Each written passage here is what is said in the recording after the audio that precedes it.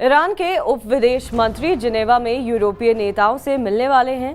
माना जा रहा है कि ईरान के परमाणु कार्यक्रम के लिहाज से ये मुलाकात काफी अहम होने वाली है। यहाँ पर ईरान चाहेगा कि 2015 के परमाणु समझौते को फिर से शुरू किया जाए। इस बैठक में यूरोपीय संघ, फ्रांस, जर्मनी और ब्रिटेन के प्रतिनिधि होंगे। चीन, रूस और अमेरिका का कोई भी प्रतिनिधि मौजूद नहीं होगा। चलिए आपको बताते हैं कि ईरान के परमाणु कार्यक्रम की शुरुआत कैसे हुई थी। जिस अमेरिका ने ईरान की मदद की थी, वही क्यों परमाणु कार्यक्रम में ईरान की राह का सबसे बड़ा कांटा बन बैठा है।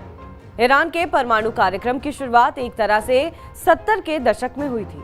अमेरिकी think tank centre for strategic and international studies यानी कि CSIS की माने तो ईरान के शाह ने साल 1968 में लिमिटेड परमाणु कार्यक्रम की शुरुआत की थी, लेकिन 1979 में ईरानी क्रांति के कारण ये परमाणु कार्यक्रम अधर में लटक गया। ईरान की नई सरकार को लगता था कि ईरान का परमाणु बम बनाने का कार्यक्रम काफी महंगा है और ये ईरान के हक में नहीं है। हालांकि ईरानी सरकार की ये सोच ज्यादा दिनों तक नहीं रही। साल 1980 में ईरान और इराक के बीच युद्ध के दौरान ईरान को अपने परमाणु कार्यक्रम की याद आई। साल 1990 में ईरान पहले से मजबूत हो चुका था। उसके पास अपने परमाणु कार्यक्रम को पूरा करने के लिए जरूरी संसाधन भी मौजूद थे। 90 के दशक में ईरान ने चीन के साथ एक गुप्त परमाणु समझौता किया और साल 1995 में रूस के साथ एक रिएक्टर के लिए समझौता किया था।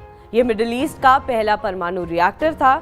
ईरान अब चाह रहा था कि ये कार्यक्रम चलता रहे। इसके लिए अपने लोगों को ईरान ने परमाणु टेक्नोलॉजी सीखने के लिए बाहर भी भेजा। साल 2011 में हुए आतंकी हमले के बाद अमेरिका ने ईरान पर हमला कर दिया था। इससे ईरान के परमाणु कार्यक्रम को बड़ा झटका लगा था। ईरान को ये डर था कि अगर परमाणु कार्यक्रम चालू रहा तो उसे भी अमेरिका का सामना करना पड़ सकता है। इस तरह से साल 2003 में ईरान ने अपने परमाणु कार्यक्रम को होल्ड पर रख दिया। ईरान का महत्वाकांक्षी आमाद प्लान भले ही होल्ड पर था, लेकिन ये पूरी तरह से बंद नहीं हुआ था। 2016 में ईरान ने घोषणा की कि उसने यूरेनियम को 3.6% तक समृद्ध कर लिया है, जिससे पूरी दुनिया टेंशन में आ गई। चीन, फ्रांस, रूस, यूके और अमेरिका और जर्मनी ने ईरान के संवर्धन को रोकने के लिए प्रस्ताव रखा, लेकिन ईरान नहीं माना। इसके बाद अमेरिका ने ईरान पर कई तरह के अंतर्राष्ट्रीय प्रतिबंध लगा दिए। ईरान और अमेरिका में दूरियां बढ़ रही थी। इस बीच चीन में बराक ओबामा की एंट्री हुई। 2009 में बातचीत फिर से शुरू हुई, जिसमें शुरू में ईंधन अदला बदली पर ध्यान केंद्रित किया गया, जिससे ईरान ने इनकार कर दिया। 2010 में तुर्की और ब्राजील द्वारा इस तरह का सौदा करने के प्रयास भी विफल रहे थे। इसी साल संयुक्त राष्ट्र सुरक्षा परिषद ने ईरान के ऊर्जा और वित्तीय क्षेत्रों पर कड़े प्रतिबंध लगाए। ईरान की सत्ता में हसन रूहानी के आने से एक बार फिर ईरान और अमेरिका के बीच बातचीत पटरी पर लौटी, लेकिन ओबामा के जाते और ट्रंप के आते ही ईरान के परमाणु संपन्न राष्ट्र होने का सपना एक बार फिर टूट गया। ईरान अब तक इतना तो समझ चुका था कि अमेरिका के भरोसे बैठे तो उनका परमाणु कार्यक्रम कभी भी अपने मूर्त रूप में नहीं आ पाएगा। सो ईरान ने प्रतिबंधों के साथ ही खुद को मजबूत और संगठित करना शुरू किया। अर्थव्यवस्था सुधारी और 2018 से 2020 तक परमाणु संवर्धन के कार्यक्रमों में तेजी दिखाई।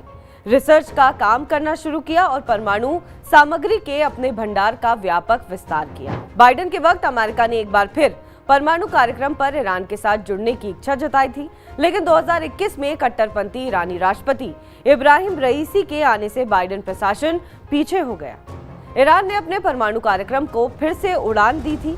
हालांकि इस बार ये और मुश्किल में आ गया, क्योंकि ट्रंप की अमेरिका में वापसी हो चुकी थी। दूसरी तरफ अभी ईरान को इजराइल का भी सामना करना पड़ रहा है, लेकिन ईरान के लिए अच्छी बात यह है कि बदलते जियोपॉलिटिक्स में उसे सऊदी अरब का वैसा विरोध नहीं झेलना होगा, जैसा कि पिछले कई सालों में दोनों देशों के बीच होता आया है। ईरान के परमाणु कार्यक्रम के जिंदा होने का एक मजबूत आधार रूस भी है। इस बात से भी ईरान इस बार अपने परमाणु लक्ष्य को पूरा करना चाहेगा, जो कई सालों से लटका हुआ है। बहरहाल इस खबर पर आपका क्या कुछ कहना है, हमें कमेंट करके जरूर बताएं। बाकी देश और विदेश की तमाम बड़ी खबरों के लिए आप देखते रहें TV9 डिजिटल।